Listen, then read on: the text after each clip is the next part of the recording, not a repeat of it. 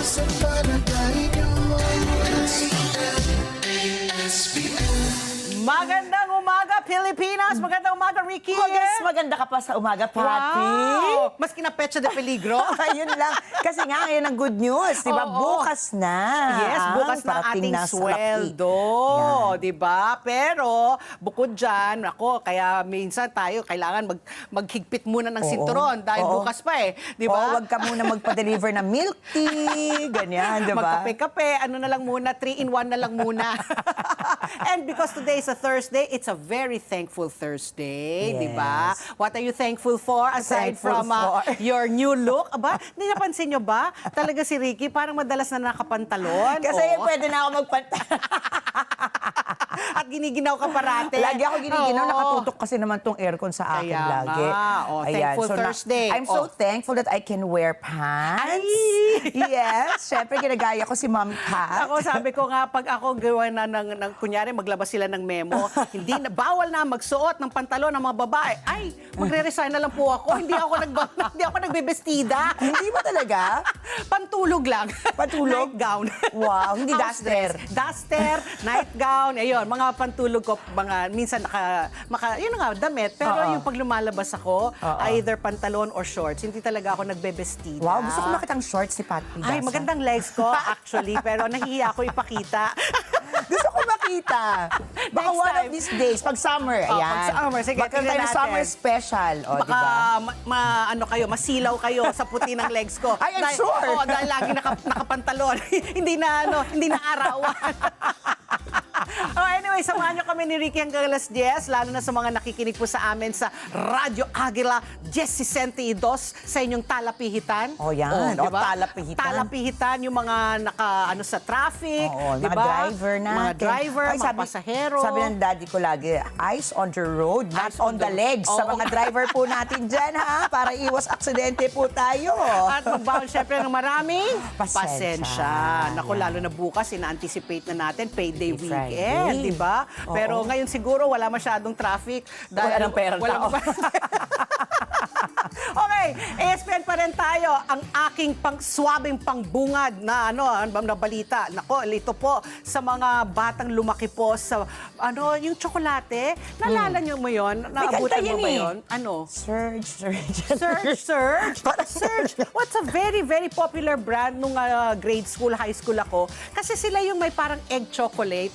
Maliit, lalo na Ginagamit kapag may holiday, di ba? Oo, di ba? Parang ganyan, egg shape siya. Tapos naka-foil wrap. Tapos Oo. iba-iba yung print. Di ba? Oo, Hindi yun. siya minsan stripe, minsan. Basta iba-iba. May red, may blue. So ito's nakakatuwa kasi Oo. nga, yun yung pag nagbibigay ka ng tsokolate, Oo. tapos i-unboxing mo. Akala ko naman nga dati, in my mind, akala ko iba-iba yung flavor. Hindi, pala. chocolate, milk chocolate siya. So ito nga, yung mga lumaking mga bata katulad ko, dito nga sa brand na Surge Chocolate, nako, ito na, magbabalik the return of the comeback po ng ating paboritong Pinoy na Surge Chocolate. Ito po ay tinatag pa noong 1954. Can you imagine? 1954 pa. At isa itong pamilyar na pangalan para sa mga baby boomer katulad ko na lumaki nung 60s, 70s. At kahit na mas matatandang mga millennials, naabutan po nila ito dahil na very iconic yung kanilang mga chocolate bars.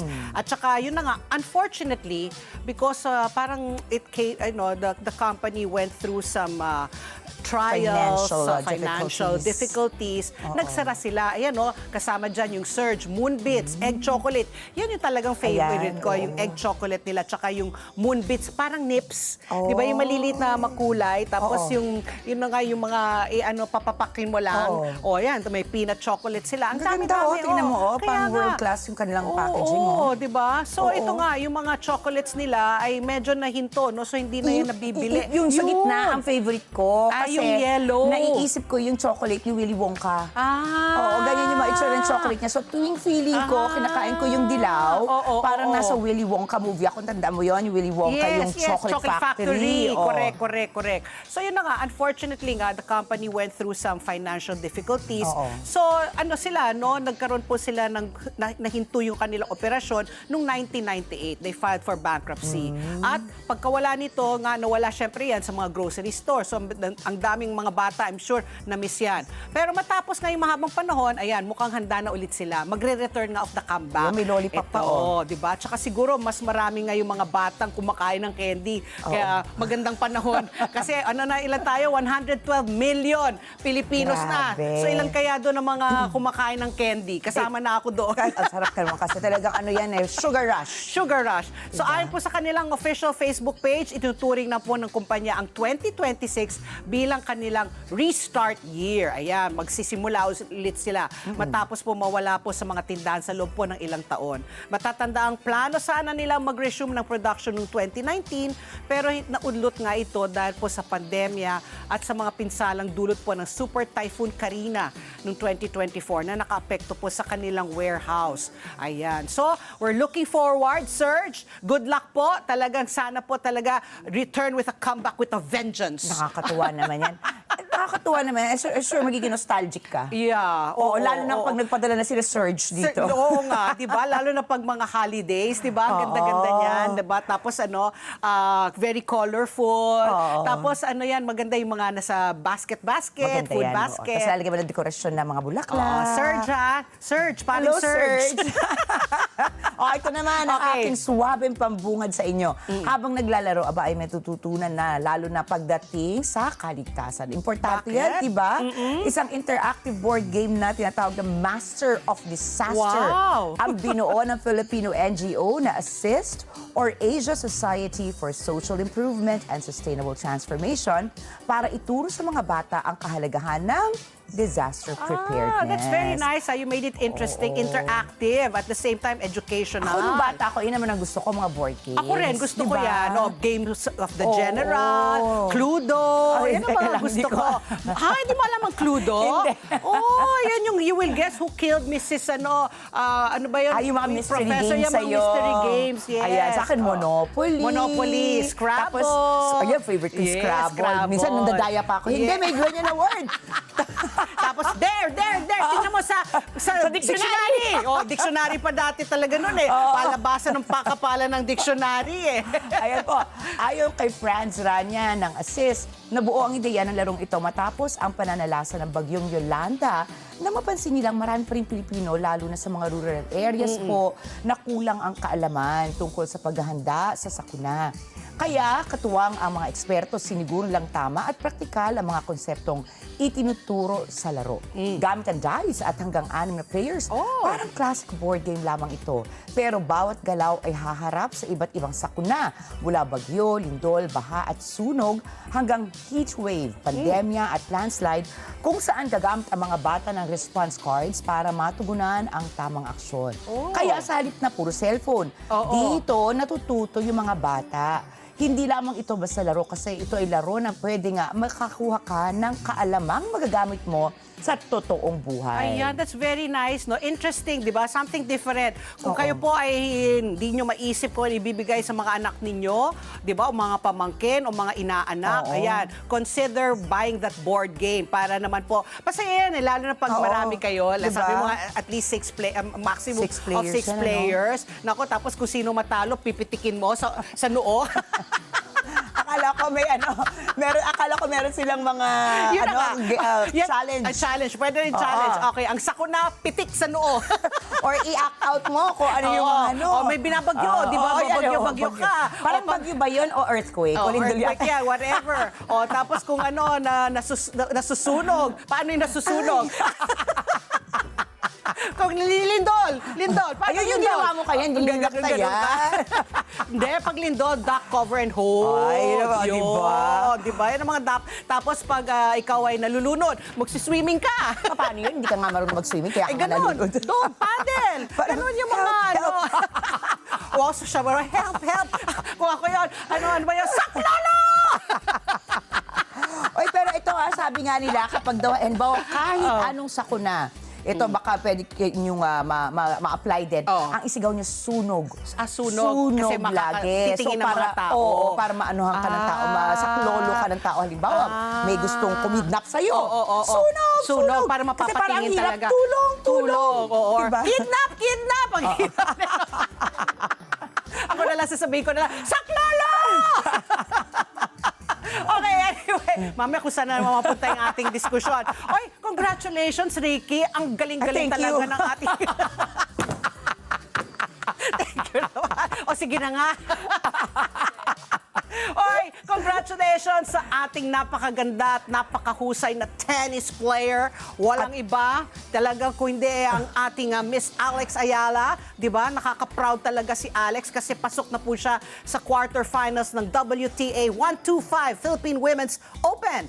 Ayan, nako na naglaro yan kagabi dyan po sa Rizal Coliseum. At tinalo niya ang Japanese player na si Sakatsume Himeno. Sakatsume. Ayun, ang score lang naman. 6-4, 6-0. Tambak lang naman. Grabe. Tambak! Oh, nung kagabi nga ito, no? At mamayang gabi, may laro ulit siya. Siya. Nagpasalamat siya kasi sabi nga niya, grabe overwhelming nga yung support sa kanya. Jam-packed I'm ang sure. Rizal Memorial. You know, kung ako ay isang tennis fan, talagang I will really make an effort. Kaya lang hindi ka fan. Hindi ako masyadong fan. Kaya rini-report ko na lang. Kasi naman, Filipino pride din, mapag-fan ka man or hindi. Kagabi nga nakita ko, ang dami nag-post. Ah, talaga? Oo, mga senador, kasi mga nanood sila? celebrities, oo. Kahit yung mga akalain mo nga hindi manonood, yung mga government officials, Naku, nandyan. syempre. Naku, sana yung mga government officials nagbayad ng ticket, ha? Mukha naman nagbayad. Mami, dinala na naman nila sa ano, oy, pare, manonood ako, pahingi naman ng VIP seats dyan. Wag naman ganyan. No, hindi naman siguro. Para kumita. Sana naman nagsuporta talaga sila. Correct, oo. Pero sabi mo nga, ako pag nandyan ako, baka mahirapan ako Mapapalayas magpigil. tayo. Oo, mapapalayas ako kasi magpapano, saklolo! Sunog! Sunog! Kung natatalo, di ba? Saklolo! Oy, pero si Alex din, di ba, na-issue nga siya dati kasi lumalabas pagkapino niya. Nung may time sa isang laro niya na talagang parang naging ano siya, passionate siya. Sabi nila, may nasabi daw siyang salitang Pilipino na blip-blip lang. Ayan. So kahit siya mismo, lumalabas yung pagka-enthusiastic niya bilang Pinoy. Lalo na pag nakikarry away ka ng emotions mo, diba? lalo na pag very hyper ka, di ba? Yung adrenaline mo, the rush, talagang... Paano? The rush. Parang room yan. O sige na nga, ikaw na nga. Pero alam ba, ito ha, maiksika lang natin sa kanila. Ang daming NBA players ang nagdi-DM kay Alex Ayala. Di ba may boyfriend siya? Ay, Alam ko may hindi ko boyfriend siya. alam. Alam ko Kasi may ang boyfriend nakikita siya. ko lang yung mommy niya, yung daddy niya sa mga parang games niya. I read that she has a boyfriend. Wow, In fact, nako. parang alam yun man yata ng pamilya, how can you naman resist? Napakagandang bata, 20 years old. So yung mga NBA players, athlete. wala na, ano? Goodbye na kayo. Goodbye na kayo, di ba? Goodbye na kayo. Pick a number. Ayan, so yung kung sino man ang boyfriend niya, naku, alagaan ko ang puso ni Alex, dapat ha? inspirasyon siya, di ba? Para mas gumaling si Alex. Huwag ka makikipag-LQ. Bago mag-game. Lagot ka sa sambayan ng Pilipino. Correct, oo. Pag ang pangit ng laro, bakit kaya? Baka nag-away sila ng boyfriend niya, nag-LQ. Makita mo, Wag may naman. tulo na ng luha sa Ay, gilid. wag naman. Wag naman. Ito na. Okay. Excited na po malaman si Joy Me kung anong status ang panahon po natin ngayon. Oo. Patuloy pa rin maginaw. Ay, Pati. kaya naman tingnan mo, ikaw ay naka-sweater Ilalabas pa ko rin. rin ang sweater ko. Oo. Habang sweater weather pa dahil patuloy pong makakaapekto ang amihan sa Luzon at Visayas. Magdadala ang amihan ng maulap na kalangitan at mahinang pag-ulan sa Cagayan Valley, Aurora at Quezon, gayon din sa Metro Manila at iba pang bahagi ng bansa. Habang magiging bahagya maulap na may kalat-kalat na mahinang pag-ulan sa Metro Manila at iba pang bahagi ng bansa. Makakaapekto naman ng localized thunderstorms sa Mindanao, Eastern Samar, Leyte, and Southern Leyte. Makararanas po tayo ng maximum temperature na 29.5 degrees Celsius, mamaya alas 2 ang hapon, at lulubog ang araw mamayang 5:54 ng hapon. Okay, o ito ang ating ASPN pa rin, ating super panalo news ngayong Pecha de Peligro, Thursday, January 29, 2026. Happy birthday to my dearest cousin, Risa Nepomuceno. Ay, hi Riza! Hi, Riza! And Tita! Tita Tessie, hello! Okay, ito po, pinangunahan po ng ating First Lady, walang iba kundi si Miss Liza Araneta Marcos, ang turnover po ng mga bagong vendor kiosks dyan po sa Pasig River Esplanade. Nako, napakaganda dyan sa Esplanade. Pangalan pa lang sosyal na sosyal. Pasig River Esplanade. And yes, big move ito para sa kabuhayan po ng mga MSMEs, mga micro, small, medium enterprises. Sa ilalim po yan ng Pasig Bigyang Buhay Muli Project o yung PBBM. At binigyan po ng maayos na lugar ang ating mga maliliit na mga negosyante negosyante para kumita at lumago ang kanilang kabuhayan. 47 kiosks at 18 chambers na po ang naibigay sa mga vendor at target na umabot po sa 80, Wow. 80 kiosks para po sa mga food stalls, local crafts at iba pang mga small businesses. May clean as you go o CLAY policy dito para makasanayan natin ang practice kasi minsan ang Pinoy, nandyan na lang nga yung basurahan, hindi pa sila naglalakad para itapon yung basura, iniiwan nila yung mga kalat. Let's try to practice talaga yung CLAY Go, yung clean as you go. Ito po ang bagong Munch Hub. Munch as in kain ka ng kain lang. Ito po ay nasa Intramuros Stretch at nasa Esplanade nga ito, isang spot na dadagsain ng ating mga bisita araw-araw. Kaya pag marami po nagbisita, more foot traffic yan, ibig sabihin, mas maraming benta. Actually, marami daw talagang tao dyan. Kasi may nag-aalok sa akin ng pwesto dati. Kaya ang layo kasi mula sa akin. Pero talagang sobrang sulit daw kapag kayo ay nakakuha ng pwesto dyan. Ayan. Ang dami daw tao. Katutak daw kasi ang tao. nga, lalo na pag ganito yung panahon, maganda yung panahon, malamig-lamig, hindi pa mainit. Tapos pupunta ka dyan bago lumubog ang araw, May sunset date ka. Di ba? May sunset date ka. Tapos holding hands while walking, By the by the Esplanade. Tapos maraming mga Instagram spots dyan, picture taking. Tapos marami kang mapagpipilian na kainan. Di ba? Sabi mo, milk tea, mag-coffee, Ayan, pagsweldo na ulit. pagsweldo ulit. Pero ayan talagang tangkilikin po natin dyan. Ang PBM project po ay layong buhayin po ang Pasig River. Noon pa yan talaga sa panahon pa ni FVR. Di ba? Si First Lady Amelita Ramos, si Ming Ramos, di ba? Mama Ming. Tapos umabot na yan kay Gina Lopez. Ngayon, buti na lang si First Lady Lisa. Di ba? Binubuhay niya talaga yan. So ito nga ay para ma-develop po natin, talagang ma-promote natin ang ating kultura, turismo at saka yung ating mga local at mga foreign tourists, makita nila talaga. Maraming nagbablog pati na mga turista, na mga foreigners Sino yung dyan. poging kasama ni Mayor Isko? May pogi ba? May nakita ko naka-blue. Ang talas talaga ng iyong Nakita ko paningin. naka-blue. Paka-return. Pakibalik nga natin. Hindi, yung isa. Bago yan. Isa pa, hindi yan. Isa pa. Naku, mahina yung ating Oo nga, hindi ba yung Ayun! pogi? Ayan, sino yan? Pogi. Tinan mo, ang ganda pa. Matikas. Whoever you are. Pwede ka lang, ha? Whoever you Parang are, hello. kayo, naka-blue ka din, Pati, ha? Siyempre si Mary Isko, pogi talaga yan. Dating artista yan. Pero yung katabi niya, paki-check nga kung sino yung pogi katabi niya. Hanapin natin at ma-interview natin. Oo nga. Anong naging karanasan niya dyan sa Esplanade? Gawa natin ng issue.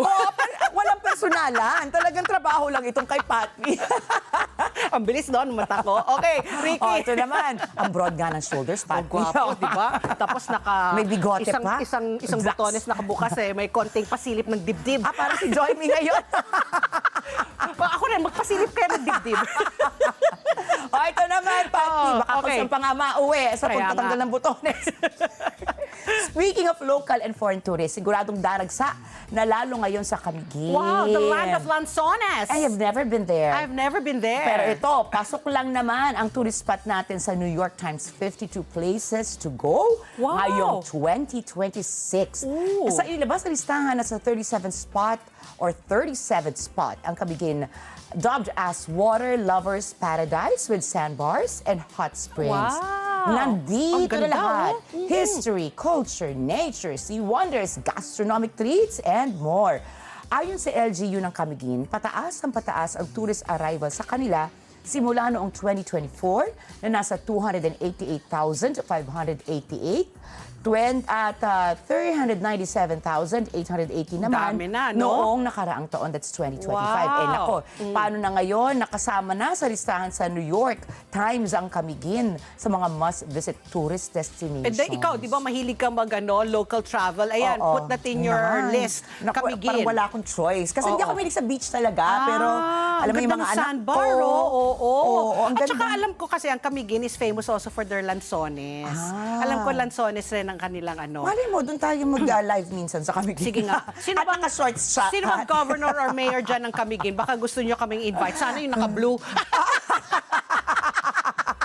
Okay! Bago ko sana naman mapunta ito. Chiching! Asan na. Ala? Wala.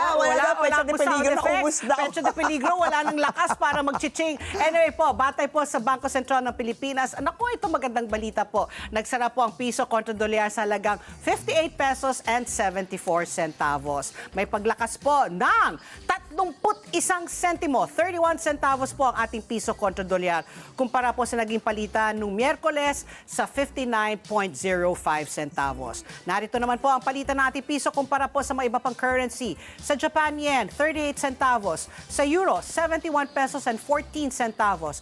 Hong Kong dollar, 7 pesos 57 centavos. At ang Saudi Riyal, 15 pesos and 75 centavos. At ang source, ang Bangko Sentral ng Pilipinas. Ricky, tatlong issue pa rin tayo ngayong Pecha de Peligro. Umpisa mo ano first Ito issue? tunay na peligro sa mga kababayan natin dyan po sa Mindanao dahil kung maaalala niyo po, binalita natin kahapon na 3 suspect ang napatay at isa ang nakatakas sa isang enkwentro ng pulis matapos ang ambush sa mayor ng Sharif Agwak sa Maguindanao. Iniimbestigahan na po ng PNP kung hired gunmen nga ba ang nasa likod ng pananambang at kung ano ang motibo kabilang na ang posibleng political feud o paghihiganti. Bumuo na rin ang PNP ng espesyal na task force para tuklasin ang mga mastermind at pangalagaan ang kapayapaan sa lugar. Alamin natin ang pinakahuling update doon mula kay Police Captain Giuseppe Tamayo, ang spokesperson mismo ng Maguindanao del Sur Police Provincial Grabe yan, Office. Nung nakita natin yung mga video, RPG. RPG. Grabe. Alam ko na yan, missile pala yan. It's a sort of missile. Oo nga. So yung bulletproof na na sasakyan o ni Mayor. pwede na masabi nung kung sino man ang gumawa yan. Hindi na siya Ang galing. bulletproof. Oo. Missile-proof pa siya. Missile-proof. Oo. Nako, kung ako talaga yung gumawa ng bulletproof dyan sa sasakyan, pag ko talaga yan. Pag mamalaki ko yan. O tingnan mo, it withstood. Di ba? An RPG. Diba? Missile attack. Oh, missile attack. Okay, ang issue number 2 naman po tayo. Nagpapatuloy po ang palitan po ng matinding pahayag. Nako, ito sa pagitan po ng Chinese Embassy at ang mga opisyal po ng Pilipinas sa kabila po ng resolusyon ng Senado na kumukondena po sa mga pahayag ng embahada. Mariin po ipinagtanggol ng Chinese Embassy ang kanilang mga tagapagsalita at inakausan po ang Philippine Coast Guard spokesperson na si Commodore J. Tariela ng paninira sa China habang iginiit na hindi sila nangingialam sa panloob na usapin ng bansa. Sa nangyayaring bangayan, may solusyon pa ba na mareresolba ito? Sino po ang mas nakikinabang sa ganitong kaguluhan? Meron ba? Di ba parang talagang nag-escalate na talaga yung tension between the Philippines and China. So let's see, no? Kasi may mga gustong mag-file ng resolution na persona non grata, yung ambassador, majority, di ba, ng mga senador. Pero syempre, may mga iba naman sinasabi, hinay-hinay lang kasi number 1 trade partner natin ang China. Nakita mo nga, di ba, nung nagkaroon ng bangayan sa Senado, nagkaroon ng courtesy call si Ambassador sa Davao. Ay, oo, so, correct. tingnan nga natin, parang nagkakaroon tuloy ng divisiveness. Divided na nga Yes. tayo, lalo Oo. pa tayo na-divide. Ano ba yan? Correct. So makakausap po natin ang ating suki, si Professor Lucio Pitlo III, ang ating geopolitical analyst. Para mas maintindihan natin, baka sakali yung interview natin sa kanya may mga nakikinig, di ba? Medyo humupay yung tensyon para at least ma-resolve natin sa diplomasya, hindi yung sa mga maaanghang na salita. Parang paano na sila parang gantihan na sila ng gantihan ng mga gantihan na. salita, Oo, no? oo. Ay, ang bungso ng damdamin, medyo iwasan po natin. oo. What is said in anger cannot be taken back Correct. sometimes. There's dignity in silence. Yes, ang dami natin. Quotes for the day. Ito naman, issue number 3. Na-diagnose po si Pangulong Bongbong Marcos ng diverticulitis, isang kondisyon na may kinalaman po sa ating bituka. Ano nga ba itong diverticulitis at paano ito nakukuha? Alamin po natin ito mamaya mula kay Dr. Henry Winston Lee, isang gastroenterologist ng Philippine General Hospital. Ayan, parang lahat, di ba? Kasi sabi nila itong diverticulitis, sakit daw ito ng mga may edad na 50 and above, tapos yung mga highly stressed. Yes, So, oo. pasok ako dyan, 60 ako, pero hindi ako stressed. Kasi Ayaw mo na ako na sa nagbibigay stress. ng stress sa mga tao. Mas mabuti na ikaw yung nagsistress. Di ba? Kayo mas stress sa akin, ayoko kaya magkaroon ng diverticulitis. Oh, yan di ba? Kasi mag-alala ano pa tayo, kakamigin pa tayo with one button down and One shorts. button down and O shorts. yan, Pat, ang dami mo ng pangako sa ating mga manonood at mga tagapakinig, ha?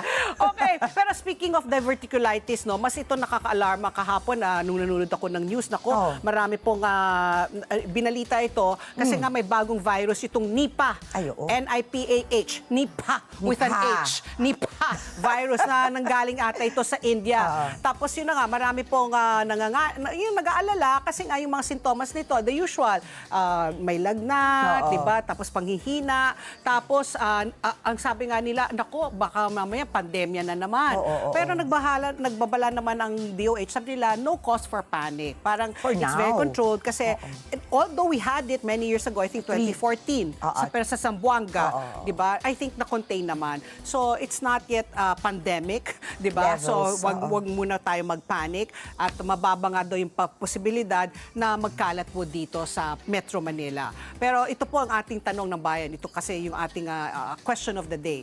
Kampante ba tayo o kampante lang ang gobyerno sa posibleng pagpasok po ng Nipah virus sa bansa? So mag-comment lamang po kayo sa aming Facebook account. Hanapin lang po ang Net25 News and Information at makibahagi sa aming talakayan online. Yan po ang ating question of the day. Ay, pero kung ako yung gobyerno, Patpi, mas mabuti na yung laging praning. Oo, better para safe you're than always on your sorry. toes, Yes, di ba? Hindi pwedeng correct. laging kampante, dyan tayo madalas Oo. na nadadali. Correct, oo. Di ba? Okay, Anyway, at magbabalik pa po ang ASPN. ano sa palagay nyo?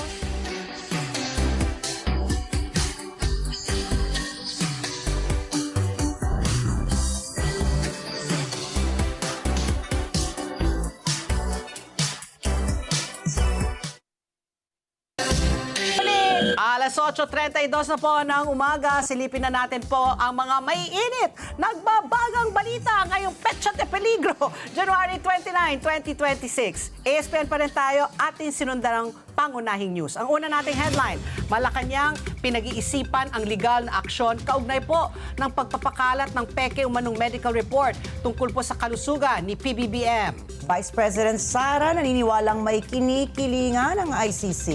Ang ating isa pang balita, health screenings po sa mga paliparan sa bansa, hinigpitan kasunod po ng outbreak ng Nipah virus sa India.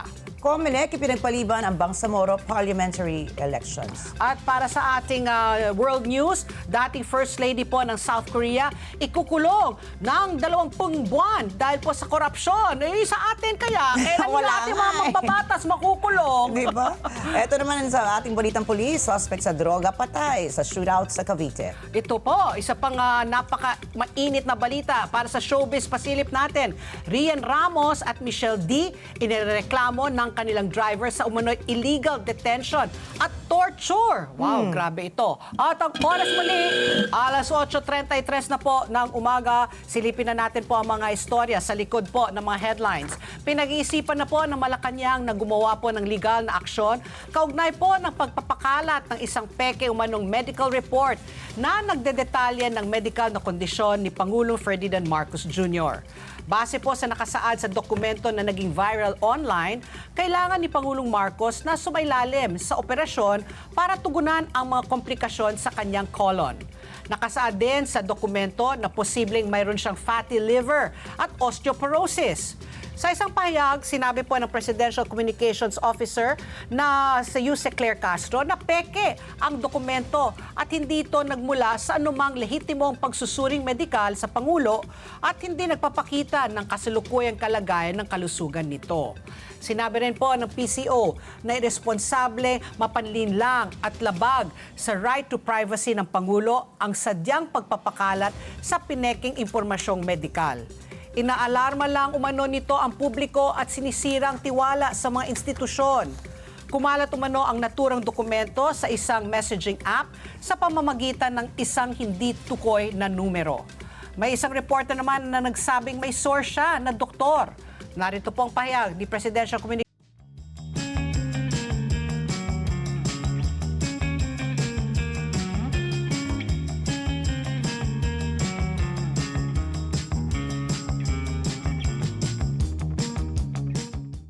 verified at walang ibang source. Kung doktor po yun ang St. Doc, siya po ba ang doktor ng Pangulo? Hindi po tayo maaaring magbigay ng anumang opinyon kung hindi naman manggagaling mismo sa doktor ng Pangulo at hindi manggagaling sa Pangulo. Sinabi po ng Pangulo, hindi po life-threatening, nakaramdam po siya ng konting sakit at yan naman po ay tinutugunan ng kanyang mga doktor. At ngayon po ay nakikita natin saya sa iba-ibang pang activities katulad po ng oath-taking sa harapan po mismo ni General Natates. Makikita at naka-attend pa po siya ng EDC. Halos umabot po yata ito ng 2 oras. So, hindi po tayo makakatugon sa mga source na hindi nababanggit kung kanino galing. Tinig po yan ni Yuse Claire Castro. Kinunpirma naman po ng St. Luke's Medical Center, ang pribadong ospital kung saan dinala ang Pangulo nung nakarang linggo, ang pahayag ng Malacanang na peke ang medical report na kumalat online. Paulit-ulit na itinanggi ng Malacanang ang mga paratang na humihina ang kalusugan ng Pangulo matapos siyang ma-diagnose ng diverticulitis nung nakaraang linggo. Sa isang video, ipinakita po ni Yuse Claire Castro si Pangulong Marcos na masayang nakikipaglaro sa kanyang aso na si Oreo. Nagsalita rin mismo ang Pangulo tungkol sa kanyang kalusugan. Narito naman po ang pahayag ni Pangulong Marcos. Kamusta na po kayo ngayon? Okay na.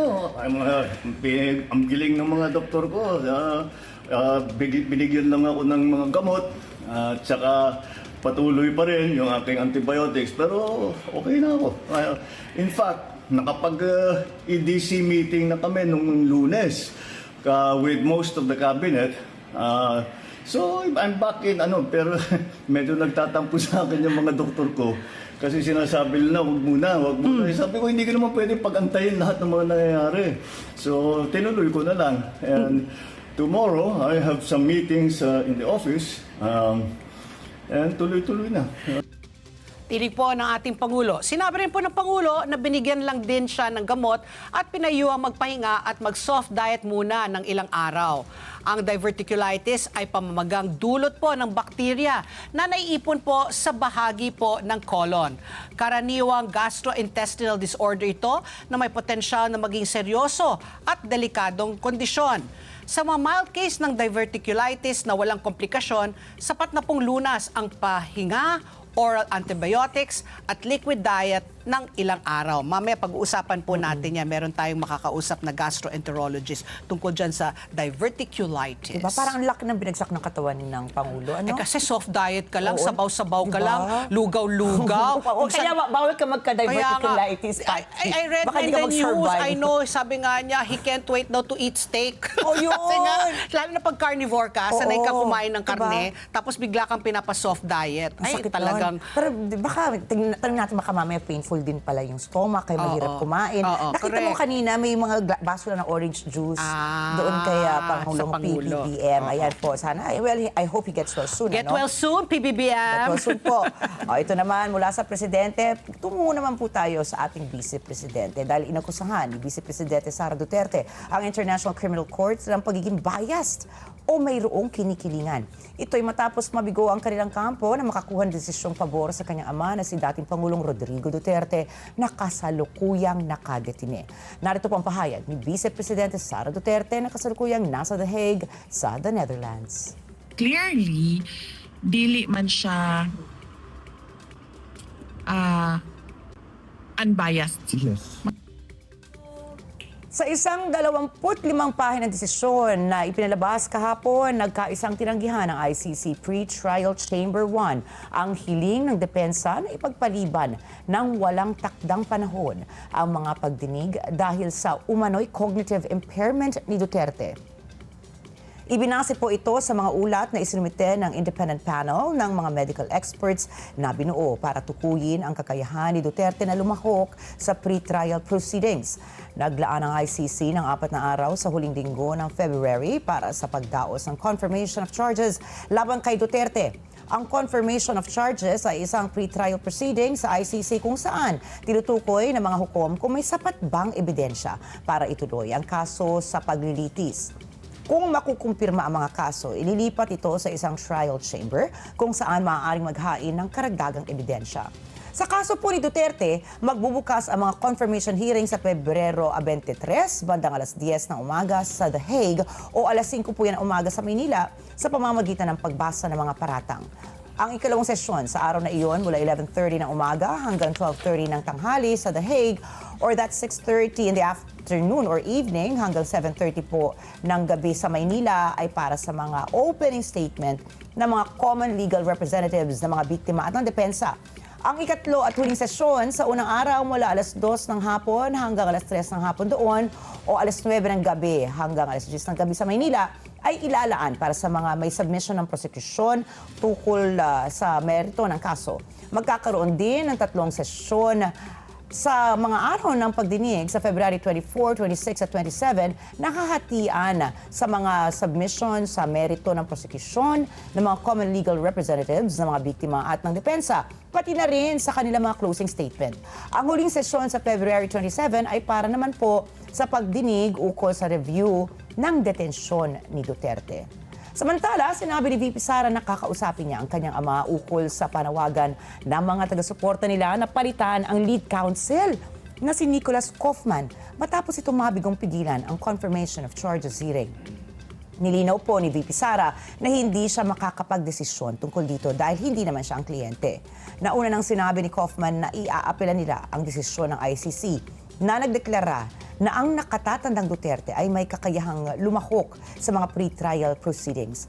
Nagpahayag din ng komento ang pangalawang Pangulo hinggil sa pahayag ni Senate President Pro Tempore Panfiliping Lacson na ang pinakamasamang senaryo para kay Senator Ronald Bato de la Rosa na kasalukuyang nagtatago ay ang madetini siya sa The Hague. Narito muli si VP Sara Duterte. The worst thing that could happen is magkasakit at mamatay.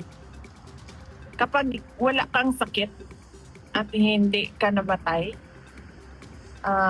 at buhay na buhay ka pa, kahit nasa loob ka man ng kulungan o nasa labas ka ng kulungan, okay na yun. Kasi hindi lahat ng tao ba binibigyan ng 70 years, ng 75 years, ng 80 years ng Diyos. Yung iba, lumabas lang, bumili ng itlog, hindi na nakabalik sa pamilya nila. So, yan na yung pinaka-worst na mangyari sa isang tao. Kung magkasakit ka na maubos ang pera ng pamilya sa pagpapagamot sa iyo. O mamatay ka na maiwanan mo yung mga mahal mo sa iyo. Samantala, itinalaga ng International Criminal Court Pre-Trial Chamber ang dalawang Pilipino abogado para kumatawan sa humigit kumulang 30 biktima umano ng war on drugs ng dating Pangulong Duterte. Ito ay sina human rights lawyer Joel Butuyan at Gilbert Andres. Dalawa sila sa 5 counsel na nakarehistro sa ICC. Dati na silang tumutulong sa mga biktima at kanilang mga pamilya sa pagsasampa ng mga kaso at paghahanap na legal na remedyo laban sa mga nasa likod ng naturang war on drugs. Naku. Kung ikaw si VP Sara, papalitan mo rin ba si Kaufman? Same question Oo, no? grabe. Siyempre, gagawa mo lahat ng paraan, di ba? Para mahanapan ng solusyon yung problema mo. Mukhang hindi sila satisfied Oo, kasi puro lahat denied. Tapos siyempre, hindi biro rin yung legal fees, no? Oo, sure. Ni Kaufman. Parang balita ko nga, $5 million acceptance fee pa lang yun. O, di ba? Times 60 mo na lang yun. Tapos, siyempre, pag ikaw ay nanalo, di siyempre, may ano rin yun. Meron na namang babayaran, di ba? So, mahirap. Pero at the same time, mahirap naman mag-change ka ng abogado halfway, midway. In the middle, di ba? In the Oo. middle. May hearing na, may ano na siya, di ba? Nakatakda na yung unang hearing. Pero sino kaya yung magandang ipalit kung talaga may mas matinik pa kay Kaufman? Kaufman, correct. Oo. Sa ibang balita, sinimula na po ng Department of Health Bureau of Quarantine ang pagpapatupad ng mahigpit na mga health protocol. Kabilang na po ang screening ng mga pasahero sa Ninoy Aquino International Airport at iba pang mga point of entry sa bansa sa gitna po ng paglalaganap ng Nipah virus sa India. Ayon po kay DOH Assistant Secretary Albert Domingo, 24 oras na po ang pagbabantay sa lahat po ng mga paliparan. Ipaniliwanag din niya ng mga health protocol ng Pilipinas ay alinsunod sa mga pamantayan ng World Health Organization. Dahil wala pang international recommendation na maghigpit sa paglalakbay at nananatiling bukas ang mga border o hangganan ng Pilipinas, magpapatupad ang ahensya ng mga proactive na hakbang sa pag-screen tulad po ng online health declarations at thermal checks para sa mga dumarating na pasahero. Napaulat na may 5 kumpirmadong kaso na po ng Nipah virus sa West Bengal sa India. May 100 close contact ang mga ito na nasa ilalim ngayon ng pagmamatyag. Mga paniki ang pangunahing may dala ng Nipah virus. Ito yung mga fruit bats. At maaari itong maipasa sa mga hayop tulad ng mga baboy at kabayo at maaring maipasa sa tao sa pamamagitan ng kontaminadong pagkain, malapit na pakikisalamuha o mga respiratory droplet. Matapos po malantad sa virus, ang mga sintomas ng inspeksyon ay maaring lumitaw sa loob po ng 3 hanggang 21 araw na nagsisimula sa lagnat, sakit ng ulo, pananakit ng kalamnan, pagsusuka at masakit na lalamunan. Maaring lumala po ang impeksyon at humantong sa mga kondisyong nagbabanta sa buhay tulad po ng pamamaga ng utak, mga problema sa paghinga tulad po ng pneumonia at mga seizure. Unang lumitaw po ang Nipah virus sa Malaysia noong 1999 at kumitil ito ng buhay ng mahigit 100 tao. Karamihan sa mga ito ay mga nag-aalaga ng baboy. Kalaunan ay naapektuhan din po ang Singapore. At ayon po sa WHO, ang Bangladesh at India ay nakararanas ng mga paulit-ulit o panapanahong paglalaganap mula noon dahil po sa pagkonsumo ng mga prutas at produktong prutas na kontaminado ng ihi o laway ng mga nahahawang fruit bat. Sa mga baboy, ang virus po ay lubhang nakakahawa. May incubation period ito na 4 hanggang 14 na araw. At kabilang po sa mga sintomas ang parang tahol na ubo, ay grabe, pangangatal, panginginig at mga spasm ng kalamnan. Inirekomenda po ng mga otoridad ang pagpatay sa mga nahahawang hayop at paghigpit sa paggalaw ng mga alagang hayop para maiwasan po ang paglalaganap. Sa kasalukuyan ay wala pang aprobadong mga gamot o bakuna para sa Nipah virus. Tinataya ng WHO na ang fatality rate ng mga impeksyon ng Nipah virus ay nasa 40% hanggang 75%. Uy, mataas ito ha. Gayunman, tiniyak po ng DOH sa publiko na may kakayahan ang kagawaran na maiwasan at makontrol ang Nipah virus sakaling magkaroon po ng mga kaso sa Pilipinas. Nilinaw rin ito na hindi bago ang virus sa bansa at huling nakaranas po ang Pilipinas ng Nipah virus noong 2014. 17 tao sa Sultan Kudarat ang nakaranas po ng mga sintomas na kahalintulad ng trangkaso o mga impeksyon sa utak tulad po ng encephalitis at meningitis. Ang mga kasong ito ay inugnay sa pagkukonsumo ng karne ng kabayo at pagkalantad sa mga nahawang individual. So yun po ang ating health news alert ha. At ang oras po, alas 8:47 na po ng umaga. Sa aming pagbabalik, makakausap po natin si Police Captain Giuseppe Tamayo, ang spokesperson po para sa Maguindanao del Sur Police Provincial Office tungkol nga dito sa attempted ambush no sa Mayor kay Mayor Ampatuan. Sa pagbabalik po yan ng ASPN. Ano sa palagay nyo?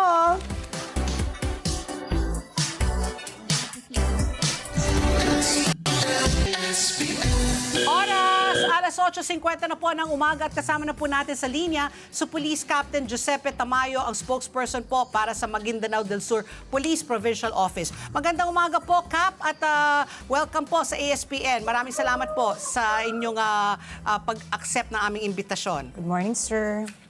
Yes po, ma'am. Good morning po, ma'am. Okay po, Captain po. Nako, syempre, very sensational po ito, no? Napaka-laking balita po dito. Yung nangyari po nung Lunes, yung sa ambush attempt po, no? Laban po kay Mayor Ahmad Mitra Ampatuan Senior po. Kayo po magkwento kung ano pong nangyari dito po sa investigasyon ninyo. Kasi nga, yung ulat, no? Yung 4 po na sumubok pumatay, 3 po ay napatay. May isa pang hinahanap. Buti na lang po si Mayor Ampatuan ay nakaligtas, no? Hindi po siya nasaktan, pero yung dalawa niyang security po yata ay nasugatan. So ano na po ang kalagayan po nila at ano na po ang inyong nahanap po sa investigasyon? Sa ngayon po, no, sa ginawa pong in-depth investigation ng ating Special Investigation Task Group, lumalabas po, no, 5 po, bale yung sakay ng minivan, 3 po yung neutralize, at 2 po yung at-large na suspect na nakaready naman po, no, yung lahat ng documentation at ready for filing na po ito. Oo. Sa katunayan, kahapon nga po nung nagkaroon po ng press release dito sa ating Provincial Police Office, ay nasurrender po, napasurrender ng ating military. Dito pong RPG, yung rocket-propelled grenade na ginamit doon sa tangkan, pagpatay kay Mayor Ahmad Mitra Ampatuan. Oh. Sir, ito na nga po, this is the 4th attempt sa buhay po ni Mayor, 2010, 2014, 2019, at ito nga po nitong weekend. May pattern po ba kayo nakikita? Would you say this is politically motivated? Kasi Patpi, di ba alam naman natin dyan sa Mindanao, usong rido, yung rivalry ng mga Yes. pamilya dyan, di ba? Do you think it is because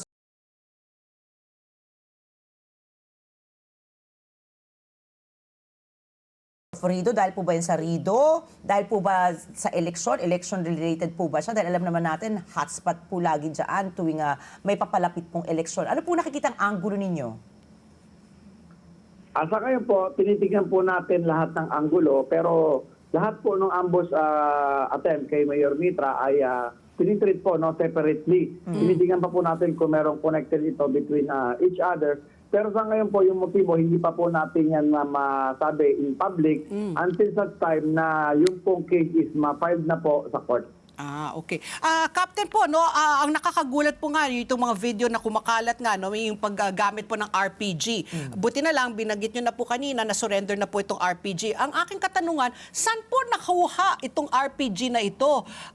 Hindi naman yung parang barel na, di ba, na alam naman natin, medyo may kadalian bumili. Pero isang RPG, mahaba po yun, tsaka talagang nakakapatay. Saan po nila nakuha?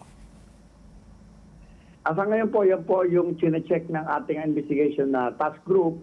Pero initially, hindi naman po natin makonkretong masabi. Pero initially, it is an homemade rocket-propelled grenade. But hinihintay pa po natin yung mismong result ng ating regional forensic unit para po ma-trace up or para po ma-examine na maigi kung talaga po bang itong homemade or originally made from factory. Okay. This is an isolated case, sir. Ito nga pagkakaroon nga ng parang missile na armas na ginagamit po dyan sa Mindanao. Yes po. Sa history, parang ito pa lang po yung unang pangyayari na merong ambush na gamit po itong rocket-propelled grenade. Kasi po, sir, nag-viral na po tayo sa buong mundo. Yung mga news channels po sa Estados Unidos at sa Europa, ayan na nga po yung anggulong pinakatinitignan nila. Parang dito ka lang yata daw makakakita sa Pilipinas in broad daylight na talaga missile attack ang gagamitin po sa pananambang. So hanggang ngayon po ba, wala po tayong ideya nga, parang sinasabi ni Patpi, is this a border control issue po ba? Chine-check pa po yan ng ating SITG. Yun nga po, sabi ko nga po, kasi po kung yan po ay improvised or homemade, definitely hindi po yan galing po sa labas ng ating bansa. Pero chine-check pa po yan ng ating regional forensic unit, yung mga expert natin, para po makita kung yan po ba talaga ay homemade or talaga pong manufactured ng mga company somewhere in other countries po. So, Captain, sabi nyo nga, nabanggit nyo 5 po yung armado, 3 po ay napatay at 2 po at large. Kasalukuyan po, ano po ang manhunt po para dito? May balita po akong nakuha na si Mayor Mitra Ampatuan po ay magbibigay daw ng tulong dito daw sa mga pamilya ng mga napatay. Kasalukuyan ho ba? May bounty ba para dito sa mga 2 pong hinahanap? May pataw na ba sa kanilang mga ulo? May mga leads na ho ba kayo? Yes po, doon po sa leads kung sino po yung 2 at large, yung ating pong Special Investigation Task Group ay madali naman po na-identify itong 2 na ito at tinatapos nga lang po yung documentation para po doon sa filing ng kaso at doon po sa several John Does na kasama po nila na nagplano or related doon sa paggawa ng ambush kay Mayor Mitra. With regard po doon sa tulong pinansyal ng ating Honorable Mayor, ganun po kabait yung ating Mayor Ahmad Mitra Ampatuan na despite of that attempt sa kanyang buhay, gusto pa rin niyang tulungan po yung pamilya ng ating mga suspect kasi nga po, sabi niya nga po, yung mga sumubok na patayin siya ay mga biktima lang din no nung inducement sa kanila noong possible na nag sa kanila nagbayad para gawin ito sa ating mayor. Oo. Yung aking follow-up question lang po, itong tatlo pong napatay, meron ba silang military background? Kasi kung marunong po sila mag-handle po ng RPG, no, whether mga rebel ba ito, mautegang or mga dating mga sundalo, meron ho ba kayong background kung sino po itong mga armado na ito na sumubok, no, patayin po si Mayor Mitra? So far wala naman tayong lumalabas pa sa investigation sa ngayon na background nila with regards sa pagiging military, reservist or so whatever. So plain na sila na mga gun for hire na yun nga po na wala po silang affiliation pa doon sa atin sa military. Ito po sir, sabi nga nila, 'di ba, talaga nagkaroon ng hot pursuit po. Nakita rin naman natin 'yan at napatay nga po yung 3 out of the 5 suspects po sa pananambang kay Mayor Mitra. Ang tanong po natin, bakit magkaroon po ba ng lapses in the hot pursuit sa panig po ng PNP, ng kapulisan? Kasi syempre, kapag namatay na lahat ng suspect, mahihirapan po tayong hanapin yung totoong mastermind.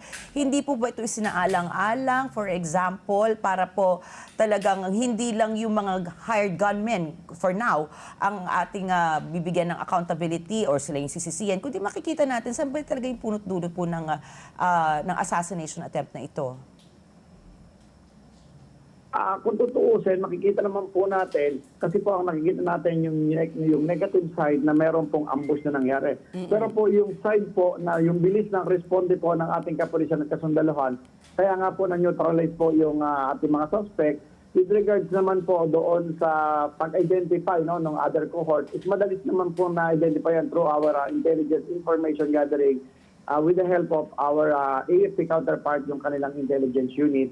Yun nga po, kaya nga po meron na pong 2 na identified na sakay. Di ba before po is 1 lang yung nakatakas doon sa ano. Pero ngayon po, dahil nga po doon sa malalimang investigasyon at mabilis ang information gathering, lumalabas po na meron pong 2 pa po na at large na sakay na kasama ng 3 na neutralized po. So sinasabi niyo po sir na talagang naka-follow kayo sa protocol. Halimbawa, when it comes to hot pursuit, ayun po talaga yung protocol, patayin yung pwedeng mapatay, ganon?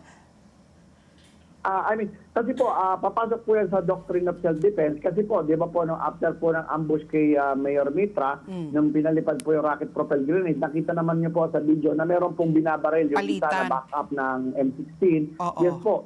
Kasi po, in-engage niya po yung security ni Mayor Mitra at saka po yung ating PNP personnel na nandoon sa area.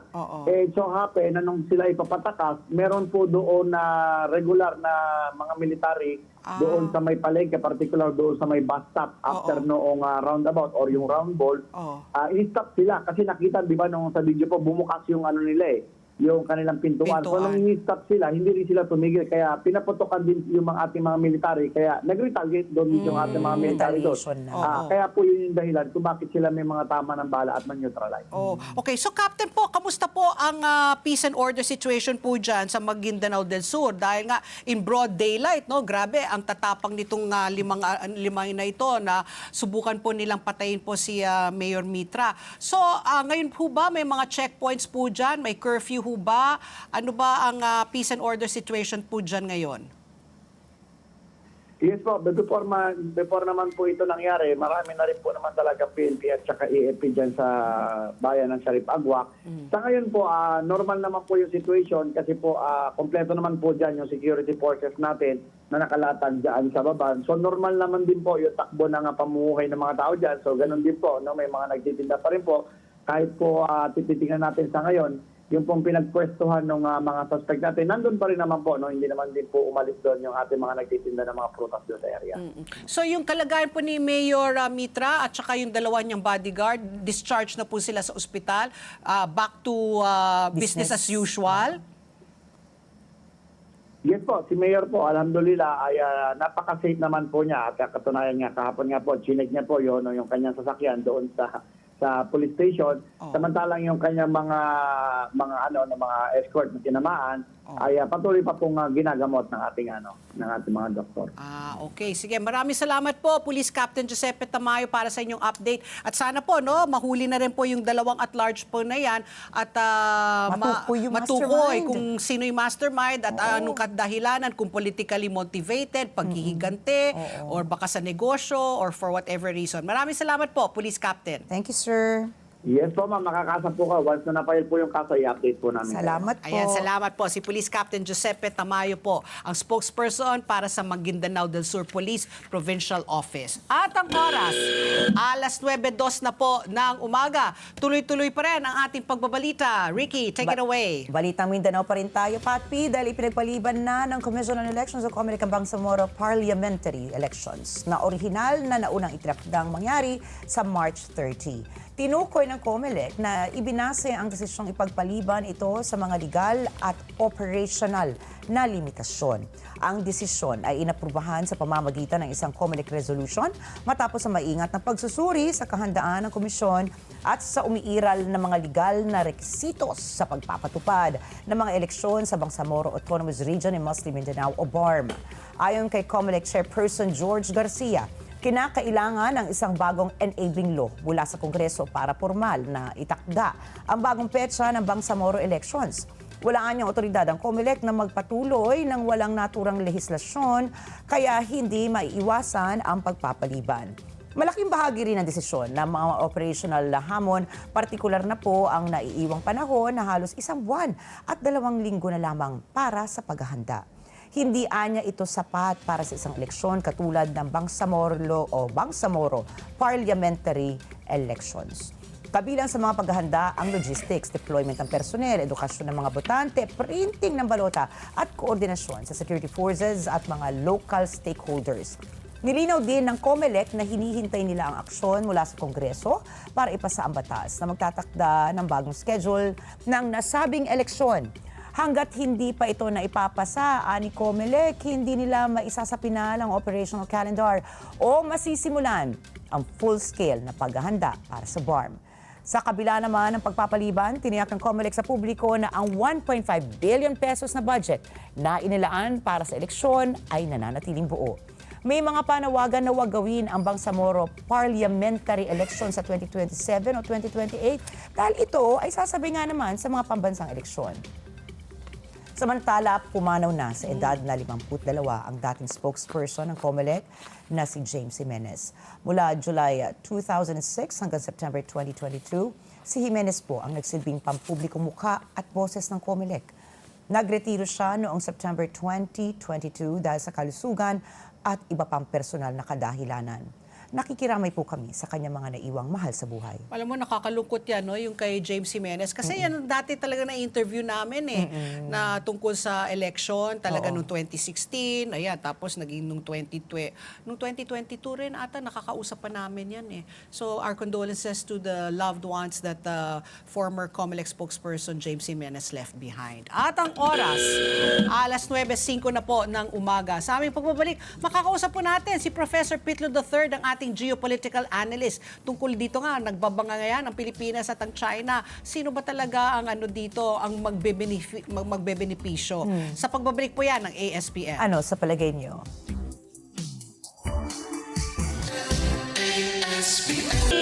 Alas 9:07 na po ng umaga at kasama na po natin sa linya si Professor Lucio Pitlo III, ang ating geopolitical analyst. Magandang umaga po, Professor. Welcome back po sa ASPN. Good morning, sir. Magandang umaga po, Ma'am Patpi. Magandang umaga po, Ma'am Ricky. At magandang umaga po sa lahat ng tagapakinig ng inyong palatuntunan. Ayan, Professor, kami po ay napatawag dahil po, parang talagang nagiging mas tumataas na po ang tensyon na sa pagitan po ng Pilipinas at ng China. And just recently nga, this week lang po, nagpahayag na po ang ating mga senador. Nagpasa po sila ng isang resolusyon para po kondenahin itong mga sinasabi po ng mga Chinese dignitaries po laban po sa ating mga officials, no? Particularly nga to si PCG spokesperson na Jay Tariela. What's your reaction po dito po sa nangyayari pong mga pag-exchange, no? Medyo may kaanghangan na at lumalabas na nga po na gusto po ng ating mga senador na gawing pong persona non grata yung ambassador po ng China dito po sa Pilipinas. Your thoughts, please. Well, sa aking palagay, no, yung sustained na public feud sa pagitan ng dalawang magkapitbahay na bansa for a prolonged period of time, no, I don't think it is a kind of interaction that we would want to sustain. And I don't think it's a kind of interaction that can be won, no. So ibig sabihin walang mananalo sa ganyan kasi naturally may public audience, may domestic audience tayo. Meron ding domestic audience sila. Actually mas malaki yung domestic audience nila, no. So kumbaga kung umiigting itong SOCMED war or itong war of parang statements, no, from the China mission or China embassy dito at yung reply, no, ng whether ng Coast Guard spokesperson or ng ilang lawmakers sa ating bansa, magiging ano yan parang cycle, no, replies, counter replies. And I don't think it will help ease tensions. So, ayun na nga, no? Talagang alam naman po natin, it's not going to help kung talagang, kumbaga you're fanning pa the fire, di ba? Nagkakaroon po talaga ng mas mainit na usapan. Pero tama ho ba ang galaw po ng ating mga senador na na meron silang balak, no, although nakasuspend ngayon, na po ng resolusyon para po at 15 ang pumirma po dyan, no? Para po nga ideklara pong persona non grata po yung deputy spokesperson na si Wei Guo. Siya po yung director of the embassy's media and public diplomacy section. For at least for that, no, yung as spokesperson deputy, so hindi naman pala correct me, I stand corrected, hindi naman yung ambassador. Pero the deputy spokesperson, is that something that we should even consider? Well, yun siguro yung clash ng megaphone at saka yung wolf warrior diplomacy. I don't think, gaya ng sabi ko kanina, walang mananalo dyan. It will only complicate diplomacy. Mas pahihirapan yan yung diplomasya. Ngayon, itong proposal or hakbang na pinofloat ng sa atin sa Senado, no, so yan ay well within our right, no, na to do, no. Pero syempre meron yung mga konsekwensya, no, at it might invite reciprocal action sa bahagi ng China.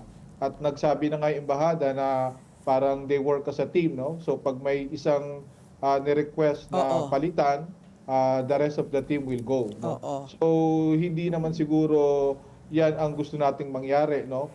Kasi we want to lower the temperature, no? Meron na tayong mga insidente na nangyayari sa karagatan at syempre dapat mas lalong maging mahinahon yung demand for more composed messaging, especially sa bahagi ng mga uniformado at mga opisyal ng ating bansa, mas lalong tumataas, no? So whether yan ay nasa mga ehekutibo, from the Coast Guard, sa ating DFA, sa ating of course sa ating Congress, sa ating Senado, para maibsan itong pag-igting ng tensyon at kumbaga makapag-open ng mas maraming space para sa dialogo. Okay. Lalo na ngayong taon tayo yung host ng ASEAN. Syempre sa Leader Summit, no, nais natin sanang dumalo yung pinakamataas na leader ng China. At for that to happen, we want to set a good stage, no, para yung dialogo ay mangyari. Okay. Tayo rin yung host ng 11th Bilateral Consultation Mechanism meeting, no. So ngayong taon din yan. So kumbaga we want to create the kind of environment for dialogue between the two sides to happen. Okay. Productive, constructive dialogue amid the noise, the turbulence, and of course the recriminations between the two sides. Okay. So siguro i-preserve natin yung spasyo na yon by allowing diplomats to perform their work professionally and para makakatulong na yung ating mga official ay mag-refrain siguro doon sa minsan may mga matters na geopolitics at syempre yung portrayal ng leader ng ilang bansa, no, na siguro nakapag-trigger doon sa bahagi ng China Embassy o China Mission. At ito nga, nandito na tayo sa round na kumbaga nag-accuse and counter-accuse. And kumbaga may mga threats, may mga demands na, no? At syempre hindi rin nag-back down yung kabila, no? Correct. So nandun tayo sa mahirap na sitwasyon na yan. Prof, lagi mo nga sinasabi, no, na walang mananalo kung pagpapatuloy po natin itong dynamics na ito na nangyayari nga ngayon.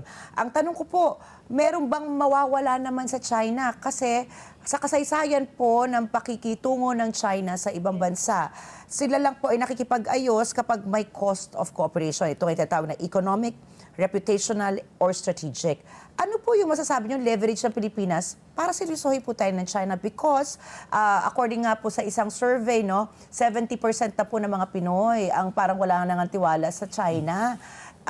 Kasi nga siguro nakikita nila yung walang respeto sa atin, whether or not it's diplomatic or whatever. Ayun po yung nakikita ng mas nakakaraming Pilipino.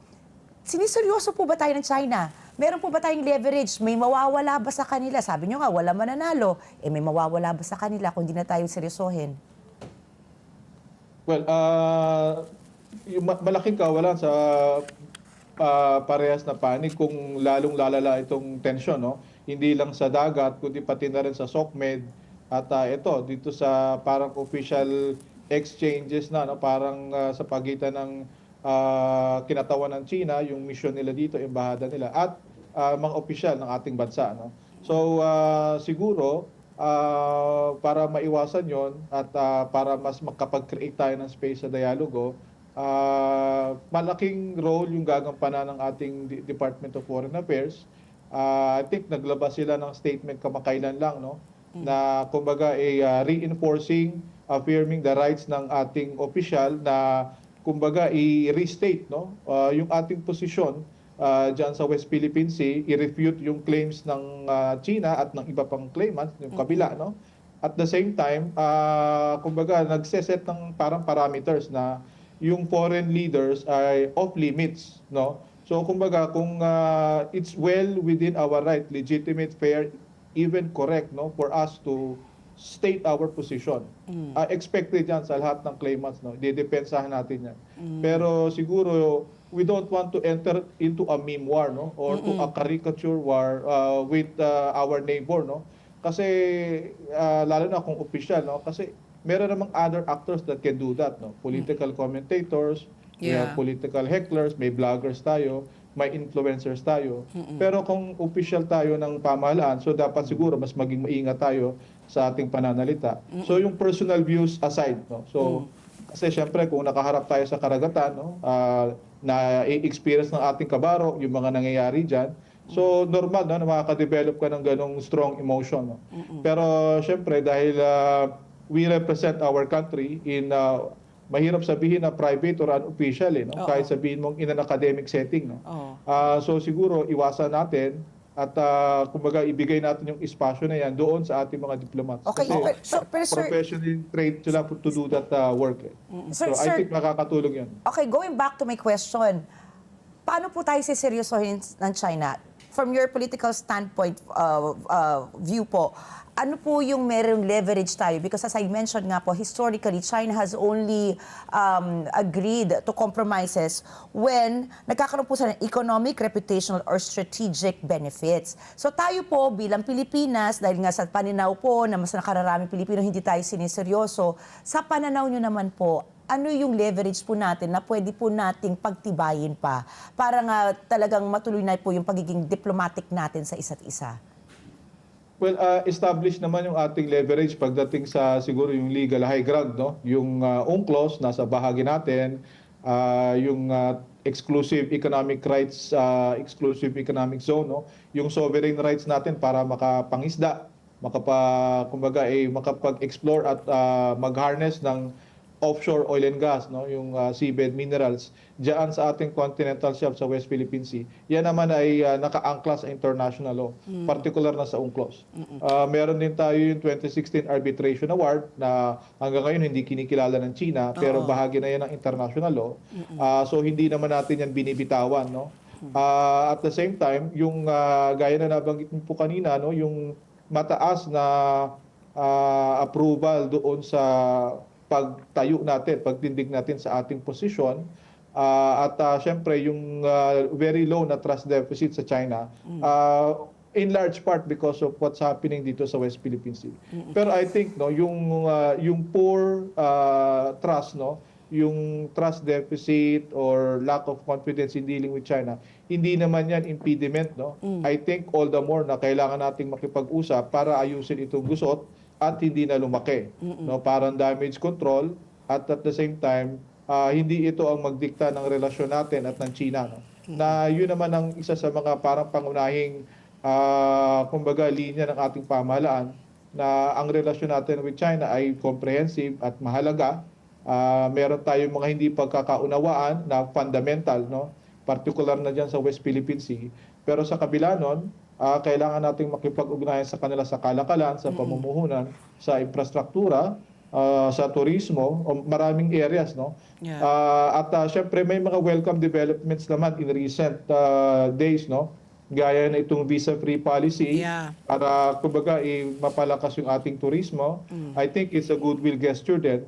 Pangalawa, meron ditong episode dito yung paglubog ng Dewon Bay, no, MV Dewon Bay, dyan sa Pangasinan, kung saan nag-provide ng humanitarian assistance yung China Coast Guard. So hindi naman lahat ng nangyayari sa pagitan natin at ng China puro na lang tungkol dito sa parang influence operations, mga concerns sa espionage sa West Philippine Sea. In fact, kahit doon sa West Philippine Sea, may episodes din naman ng kumbaga ay humanitarian goodwill gesture sa bahagi ng China. At sa atin din, no, I think meron ding pagkakataon na kumbaga nakapag-rescue din tayo, yung ating Philippine Coast Guard, ng Chinese crew na ibinigay din natin sa ating Chinese counterpart. So siguro yung conflict or yung feud, better na we can criticize, we can call out, especially in private, no. We negotiate in private and then we praise in public. I think malaking tulong yon, maliit na bagay pero malaking tulong dito sa pag-lower ng temperatura. Okay. So Professor, having said that, correct me if I'm wrong, magsa-10 taon na po since that decision, no, na tayo nanalo nga dyan sa UN nga yung arbitral ruling na sa atin nga talaga yung West Philippine Sea. 2016, nung tayo po ay nagwagi, 2026 na, yet no, hindi pa rin kinikilala ng China. I can't help but go back to what you earlier said, no. I don't know if you were alluding to Commodore J. Tariela kasi siya yata yung naging mitya, 'di ba? Kasi nga parang nagalit dito yung embahada ng China dahil nga parang nung January 14, no, ginamit po ni Commodore J. Tariela yung si President Xi Jinping, ginawa siyang parang katuwa-tuwa, caricature, no, habang siya po ay kinakausap niya po mga estudyante. Do you think it is right for public officials such like Commodore J. Tariela to do such thing? But although you said kanina, no, na you still hold office, no, so whatever you do in public, syempre you represent your office. So did Commodore J. Tariela cross the line, although the senators and the administration said they fully support, no, without naman alluding to J. Tariela na whatever the government, some of the government officials say, they will back it up. So was there a line crossed by Commodore J. Tariela? Well, ang sa akin po, no, kumbaga yung ating transparency campaign, yan naman yung naging parang natin, no, advocacy o linya natin itong nakaraang 2 taon, no. At syempre bahagi niyan yung pag-state ng ating position, yung information awareness para sa ating publiko, particular sa ating mga kabataan, no.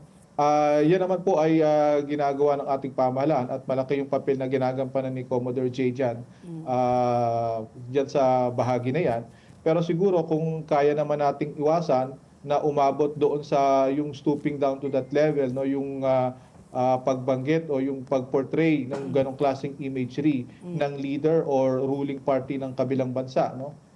Setting aside our personal issues or our personal views, I think malaking tulong 'yon para hindi tayo ma-misconstrue or ma-misinterpret na parang yan ba yung official na posisyon o stand ng ating pamahalaan pagdating doon sa pag-view doon sa liderato ng kabilang bansa o doon sa ruling party ng kabilang bansa. So, palagay ko makakatulong, no, kung mag-stick tayo doon sa ating message na atin yan, wala namang sigurong issue doon, lalo sa domestic audience natin, i-state natin yung ating grounds, no.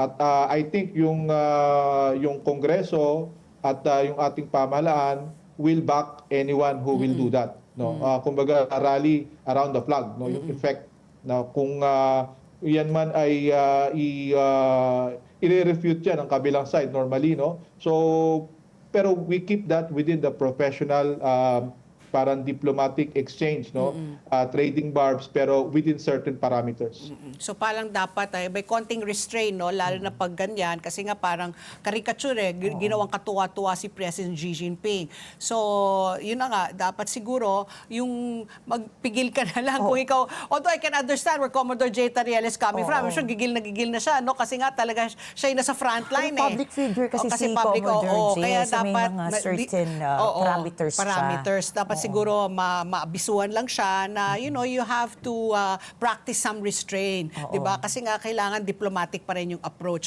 Ricky? Ay, ako naman po, Prof, jumping off from Pat P's question, ano, na ayan na nga po, meron bang nilabag si Commodore J. Pero ito naman po, ang respect naman po ng mga senador kung bakit talaga sila bumubulusok na po yung damdamin nila.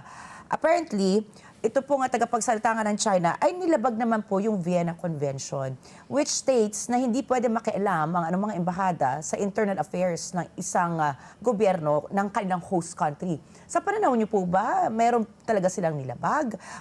Meron po bang basihan ang kiniklaim na ito ng mga senador? Well, ang pananaw, no, nung embahada ng China na kumbaga nagre-reply sila doon sa particular na nangyari na yun, no, yung caricature ni President Xi, yung imagery niya na nilabas doon sa isang academic forum sa isang universidad, no, sa Maynila. No, so kumbaga ang sa kanila, sila ay kumbaga dinedefend nila yung dignity ng kanilang leader at ng kanilang bansa na kumbaga parang trabaho daw ng diplomat, no. So ang sa akin, kung sakali man na si Pangulong Marcos Jr. Ay i-portray in that kind of image or light, no, sa isang academic forum sa China ng isang uniformadong China Coast Guard at meron doong kinatawan ng ating embahada or it came to the knowledge of our embassy, I think it's well within the right, no, of our country, of our Philippine mission in Beijing to also raise protest, no, raise a concern about that, no. So I think yun yung parang gustong sabihin ng China embassy na hindi naman sila nag-interfere, kumbaga they're just simply replying to that particular incident, no. So sir, kung in effect are you saying wala ngang basihan yung claim ng mga senador that China through their spokesperson nilabag po nila yung Vienna Convention, yung Vienna Agreement? Is that what you're saying, na wala po silang basihan?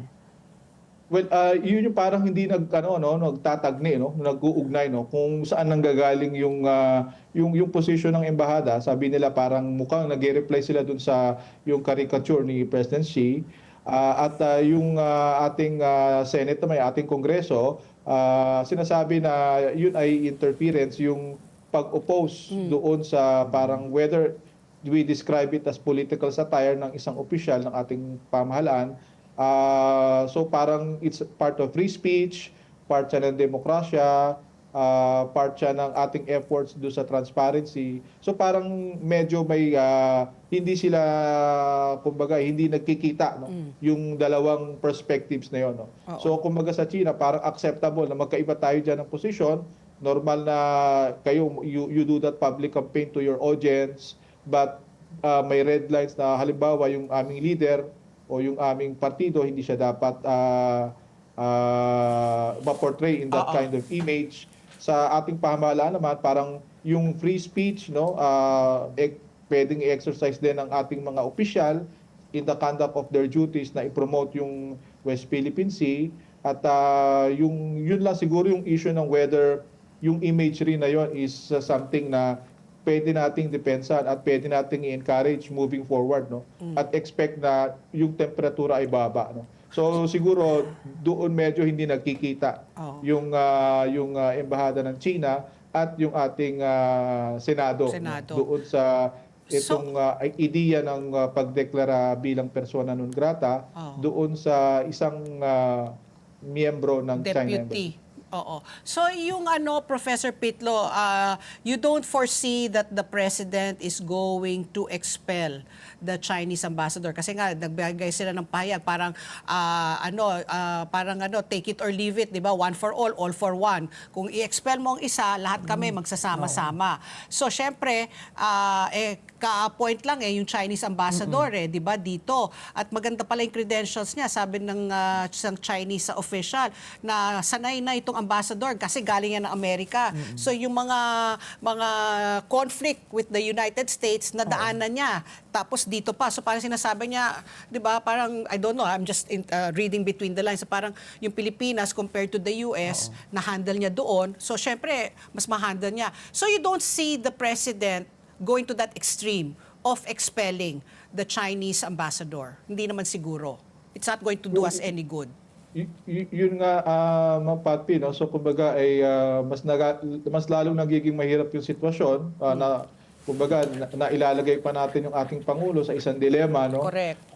So naturally, kasi si Commodore J. Tariela, yung mukha ng ating parang West Philippine Sea campaign or advocacy, no? So kumbaga yung rally around the flag, that's expected, no? Pero I think yung DFA made a statement na may mga certain parameters, no? So accepted yan na dapat nating i-promote yan para sa ating bansa, lalo na sa mga ating kabataan, no? Pero siguro may mga limits na dapat nating observe, lalo na dahil official tayo, ayaw nating ma-misinterpret o ma-misconstrue. Tapos dun sa kabila namang bahagi sa China, yun, kagaya po na nabanggit nyo, 23 of 26 years ng serbisyo ni itong bagong ambassador ng China, Ambassador Ching Chuan, no? Ay kumbaga ay inilaan niya sa Estados Unidos, no? So siguro ang pananaw ng China na ang Pilipinas at Estados Unidos close allies. So kung alam mo ang Estados Unidos, alam mo ang Pilipinas, which is not always the case, no? So siguro yung mukhang sa linyahan, no, mukhang titindigan ng embahada ng China at ng yung Ministry of Foreign Affairs, no. I mean, it remains to be seen, no. Pero doon sa statement ng spokesperson ng MOFA ng China, mukhang tatayuan nila itong exchange of barbs between the two sides, no? At kung mangyari 'yon, maiipit ang ating Pangulo, no? Ayaw din naman nating malagay siya sa langanin. Ilagay sa yung ating kampanya.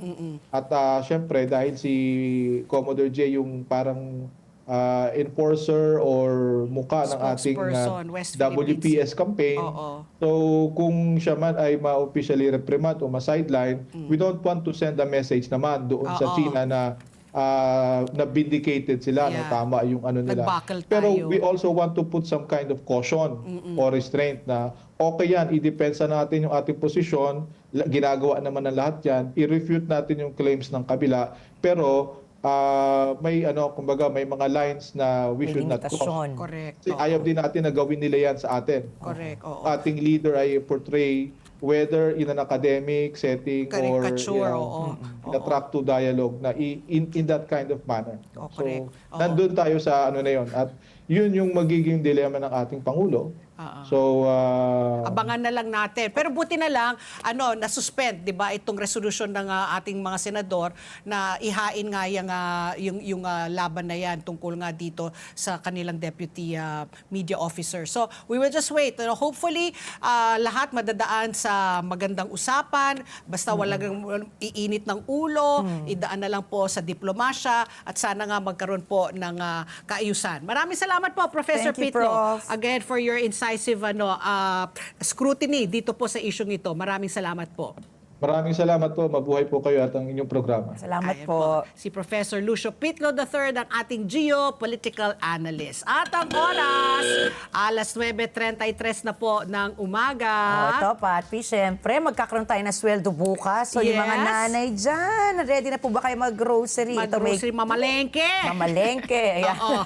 Ito, meron po tayong good news dahil ang presyo po ng bigas posibleng bumaba. Sinabi ng Department of Agriculture o DA na epekto ito na mas mababang presyo sa world market at patuloy na pagdating ng rice imports sa Pilipinas. Pero ayon po sa tindera sa palengke, nahihirapan sila makakuha ng murang supply. Narito ang presyo ng mga bilihin sa ating pamilihan ngayong araw. Ayon po yan sa Department of Agriculture. Bantay presyo. Ayan na, Pat, pinakita mo ang imported rice po natin. Ang pag-special, 60 pesos kada May kilo. halo-halo kasama. Ay, may ice cream na kasama ba yan? ube. Special. Ang premium, 50 pesos kada kilo. Well-milled po na bigas, 44 pesos kada kilo. Ang regular milled, 42 pesos kada kilo. Para naman po sa ating local rice, ang special rice po ay 60 pesos kada kilo. Premium po ay 60 pesos din kada kilo. Ang well-milled naman ay 45 pesos kada kilo. At ang regular milled ay 40 pesos kada kilo. Nako, ang mahal na talaga, no? 60 pesos na ang imported. Nalala ko dati, parang nung bata pa ako, nung nag-umpisa ako mag-grocery, parang 250 kada kilo ng bigas. 2 pesos and 50 centavos? Yes, that was, when I was in high school, I Oo. remember parang ganun Grabe. ganun katagal na po ako nag-grocery para sa mami ko kasi hindi mahilig mag-grocery. So ako yung laging nautusan. So dati ang yun na nga, ang bigas 2 pesos. Grabe. Tapos ang gasolina nga 1 peso. Wow. Oo, ganun yung mga panahon na yun. Kailan kaya babalik yun panahon Wala na yun, na, ano? wala na. Forget about Wishful it. thinking again? Wishful thinking. Oras, alas 9:35 na po ng umaga sa aming pagbabalik. Ayan, makakausap po natin si Dr. Henry Winston Lee. Siya po isang gastroenterologist mula po sa Philippine General Hospital, isa sa mga pinakamahusay na ospital dito sa I Pilipinas. agree. Oh, di ba? Pag-usapan natin itong sikat ngayon na sakit ng ating presidente, diverticulitis. Lahat ngayon nagpapanggap, I have diverticulitis. I'm stressed. I need I have a day off. presidential illness, diverticulitis. Kailangan ko mag-liquid diet. Mag-liquid diet. Ayun po, sa pagbabalik po ng ASPN. Ano sa palagay nyo?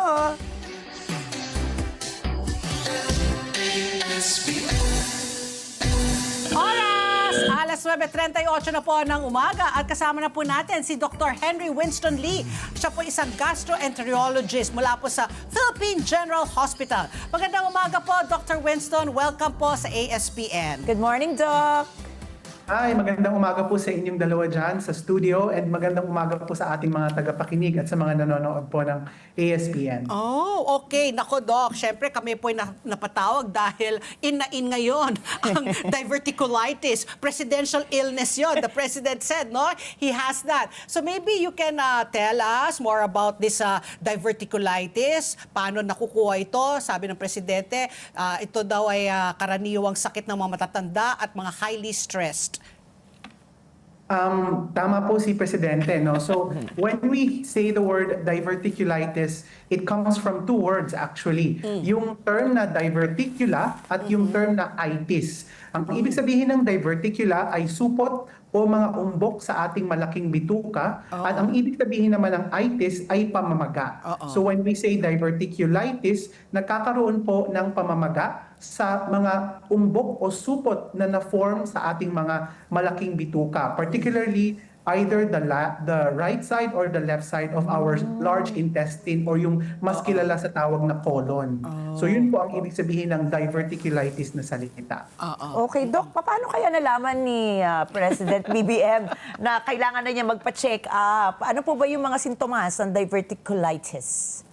Okay, so when we talk about symptoms o sintomas ng diverticulitis, marami yan. Pero ang pinaka prominent na sintomas ng isang taong may diverticulitis ay ang pagsakit ng tiyan, either on the left side or the right side or minsan buong tiyan, no, dahil namamaga nga po itong mga supot or umbok sa ating malaking bituka. Maaari din pong magkaroon ng lagnat ang isang pasyente at chills. Maaari din pong mawala ng ganang kumain at magkaroon ng changes sa kanyang pagdudumi. At usually po ang mga pasyente, they're very tired and fatigued.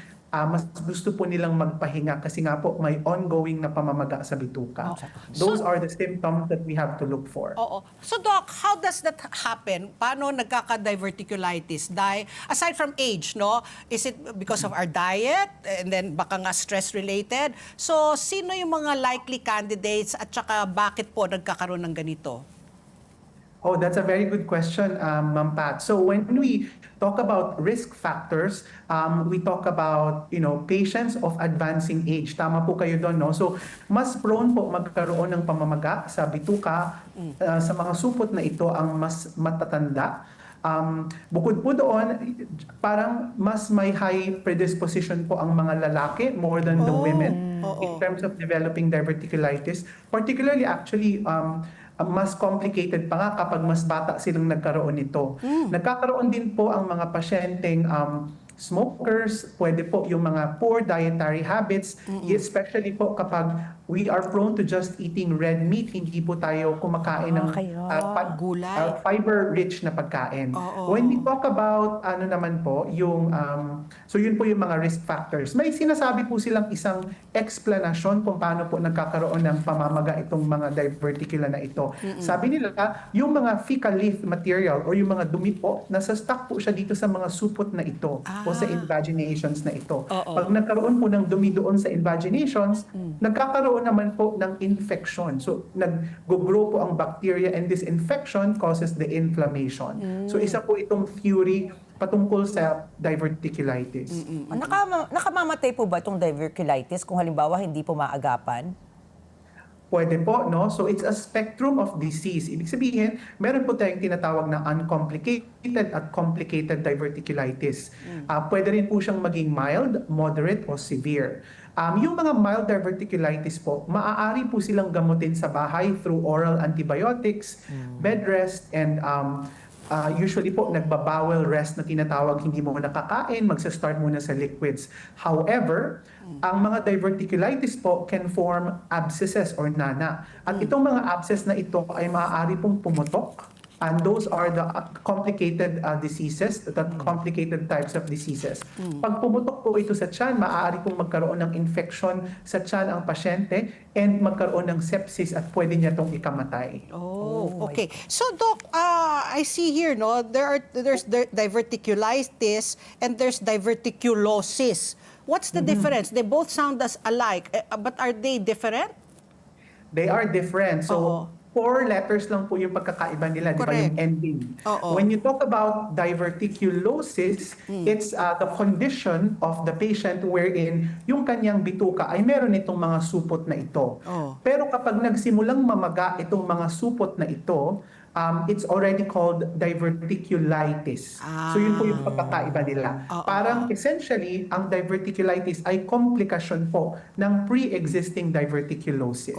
In fact, it's the most common form of complication of this disease. Oh, okay. I was going to ask also, no, my cousin, si Nina Puyat, just texted. Sabi niya, her dad, my Tito Boy, had that. And it was prohibited before, no, he wasn't not allowed to eat food with seeds. So they don't get inside the small out pouches and they don't get inflamed, which causes the bleeding. So once you have diverticulitis, your diet completely changes, I'm assuming. Yes. We would tell our patients once you had a bout, obviously there's always a chance for it to recur at some point, no?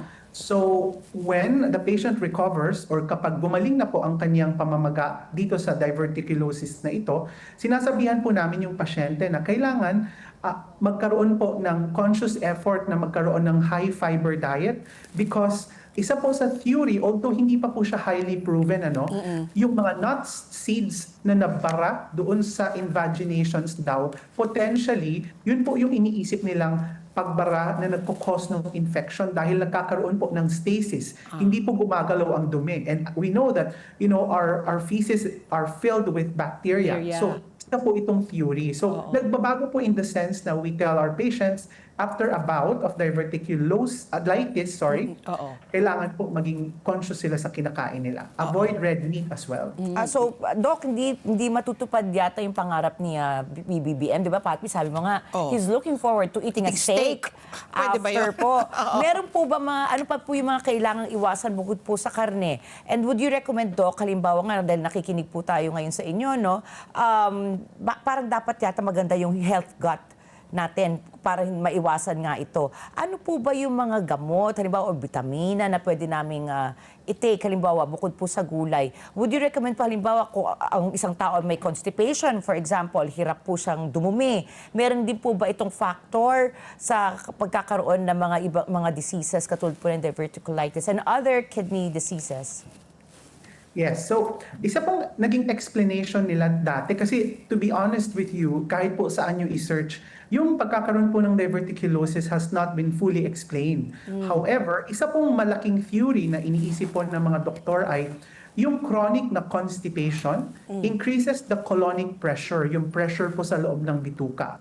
Once you have that pressure, it promotes these invaginations. Nagkakaroon po ng mga supot-supot na ito. Kaya importante po to promote gut health, to really eat a well-balanced diet. More so po, pag alam po natin na meron po tayong problems with bowel movement, or if we are at risk for colon cancer, medyo parehas po sila sa diverticulitis in the sense that we tell our patients really to be conscious about their diet. Kung kakain po ng steak, I mean, it's not prohibited, pero kailangan po may kasama po at may kaakibat na fiber. Maganda po ang inom ng water.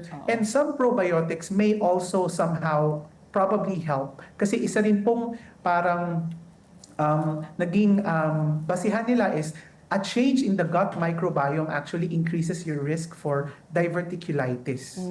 So, Doc, if you let your diverticulitis fester, you let it you go being not treated, does that lead to colon cancer or liver cancer, or these are three separate ailments that are not connected to each other? Very good question. Yung liver cancer po is different and independent. Okay. When we talk about colon cancer, it may, if you have recurring diverticulitis, dahil po ang repeated inflammation sa colon can lead to parang regeneration and remodeling of the lining of the colon. And once that happens, pwede pong magkaroon ng aberration or mutations po sa paghilom sa kanya. And maaari po itong mag-lead into cancer. Although, hindi po siya as higher risk as someone with a family history, for example, of colon cancer. Pero medyo magkakaiba in that sense. Oo. Eh, yung hepatitis, may connection yan. Di ba hepatitis kasi, what is it? Is it A or B? Yung you eat from dirty food, street food that's not properly prepared well? Is there any connection? None po. Wala po. No? So, easiest and simplest answer is no. When segue ko na rin po, because I'm also a hepatologist, I'm a liver doctor. When you talk about viral hepatitis naman, tama po kayo, no? It ranges from A to E, yung pinaka-common. So we have A, B, C, D, and E. Yung tinatawag po ninyong nakukuha sa street food are usually viral hepatitis A and E. Okay. Yung B and C naman po ay iba. When we talk about hepatitis B and C, ito yung mga pwedeng maging chronic infection sa liver.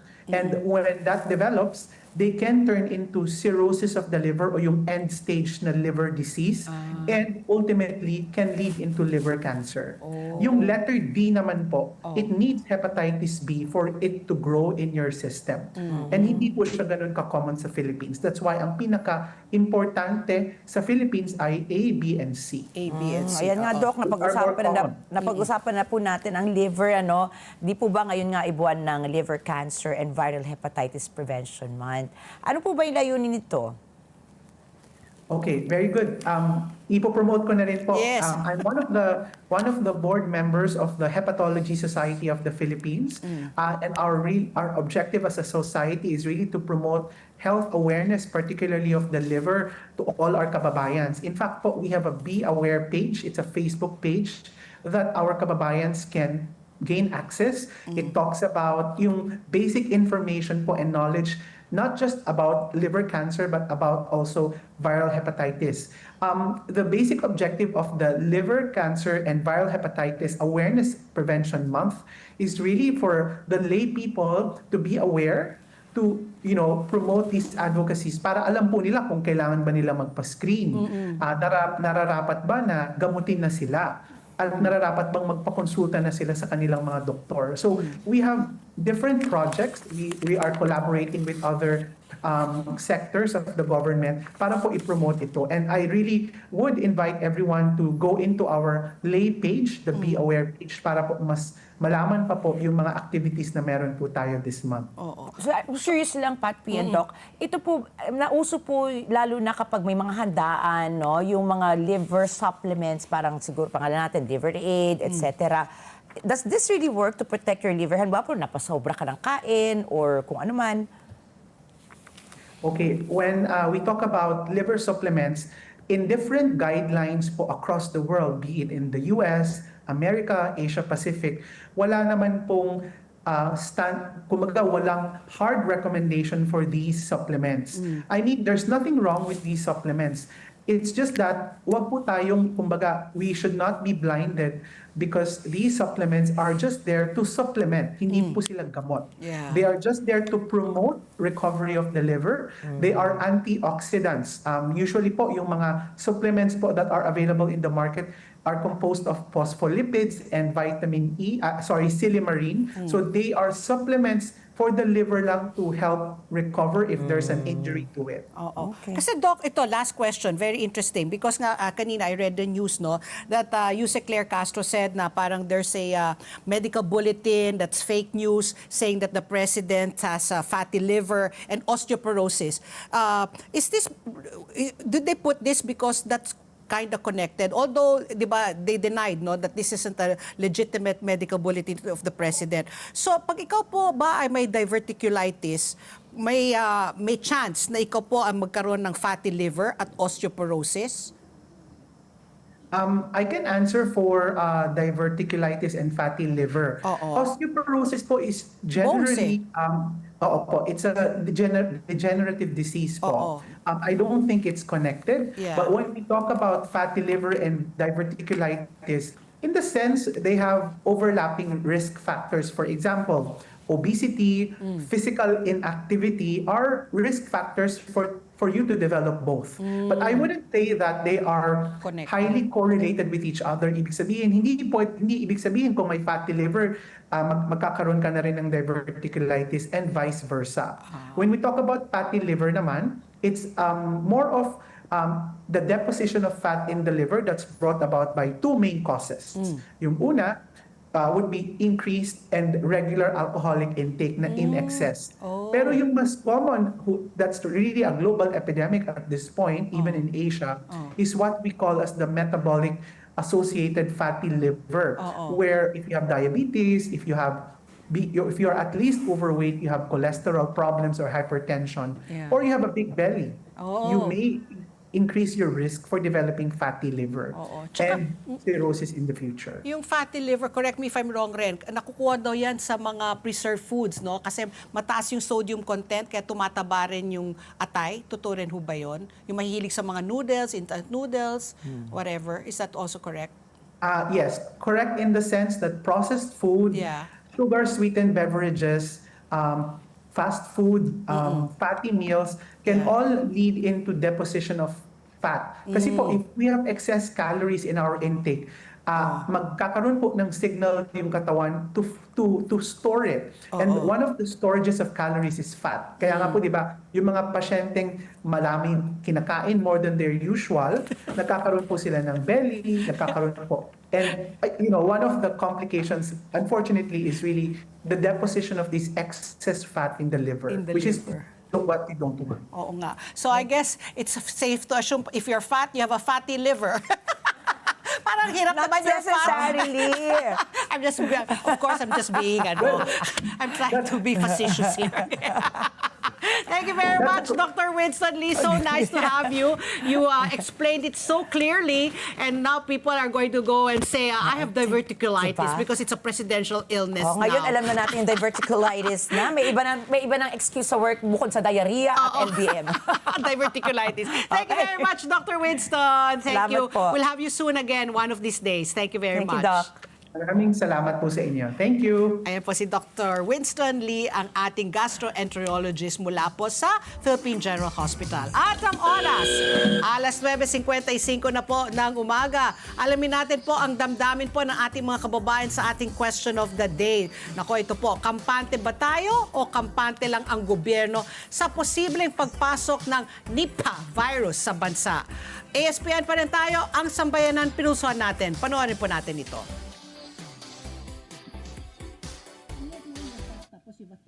Sa palagay ko, ang may ano po doon ay ang ating gobyerno. Masyado po silang kampante. Pero dapat po habang maaga, ay gumawa na po tayo ng kaagalang aksyon. Hindi po yung pag nandiyan na bago po tayo kikilos at marami na pong mga mamamayan ang magiging apektado sa nasabing virus. Kampante lang po yung gobyerno dahil dapat po ngayon gumagawa na sila ng action para sa bansa natin. Mas kampante po yung government kaysa sa mga tao. Kasi po, at the first place po, the government should take action to make the people aware po kung ano po yung possible na mangyari. Especially nung nangyari po before sa coronavirus, yung mga tao po hindi masyadong aware, kaya mas kumalat po yung sakit. Mas kampante po yung government compared po sa mga tao. In a way na they have the capabilities and connection po na mag-reach out ng mga gamot compared po sa mga tao na wala po talaga silang idea kung paano po ito gagamutin. Kaya po dapat mas maging prepared po tayo compared po sa mga different cases po na disease before. Okay, so ingat lang po tayo ha. Sabi nga nila, 'di ba, parang make sure pag kayo kakain ng karne, yung Oo. lutong-luto kasi nga nakukuha sa horse meat. Pwede rin. Although naman dito sa Metro Manila at least, hindi naman masyadong popular ang horse meat. Pero Hindi. nakukuha rin sa baboy. Pero naman nagtataka ako, bakit masyado yatang kampante naman yung gobyerno? Kasi pati mga kababayan, ang Thailand for example, ang Taiwan, Singapore, nagkaroon na sila ng stricter na airport Border security. control. Bakit tayo wala pa rin? Ewan ko, baka masyado lang tayong kampante. Masyado kang praning Gersi. Mas mabuti na yung praning pagdating pa sa pagkakasakit, di ba? Okay, bago kami magpaalam, happy birthday po kay Sister Luz Arceo Saito, taga Yokosuka, Japan. Ang pagbati po ay mula sa kanyang kapatid na si Del Arceo Manalansan, Louie Manalansan from Malabon City at sa pinsan niya na si Brother Sammy Jimenez. Happy birthday rin po kay Irma Gallagher ng Radcliffe, Kentucky at happy viewing po kay Beth Aguilar na masugid na taga-subaybay ng ASPN. At happy 45th anniversary po sa lokal ng Genti de Leon. Pagbati rin kay Caraul Embana. Happy 10th anniversary sa lokal ng Loma de Gato. Pagbati from Bernie and Marlene Bongkak. Ayan, happy birthday po sa lahat po na nagse-celebrate. Again, Risa. Especially your Especially cousin. my cousin, Risa Napomuceno. Happy birthday. Hope to see you very soon. And welcome back to my other cousin, kay Milen Aviles. At tandaan po na dito sa ASPN, mahalaga ang inyong palagay. Mahalagang bahagi yan ng paghahanap natin sa katotohanan. Kaya sa bawat issue ng papanahon, parte kayo ng diskusyon. At tandaan, ang buhay ay hindi patagalan, kung hindi pasarapan. Kaya sulitin mo, tawanan nyo po ang mga problema ninyo. Mag-food trip lang kayo, gumala at gumawa po ng mga masasayang alaala. So, makikita po tayo bukas dito po sa Ano sa Palagay Nyo? At susunod na po ang Kada Umaga Girls! At mamaya alas 9:30 po ng gabi, mata ng Agla International, dito lamang sa Net 25. Happy Thursday! Happy Thursday! See you tomorrow! Petsa de Peligro! Sa araw na lang!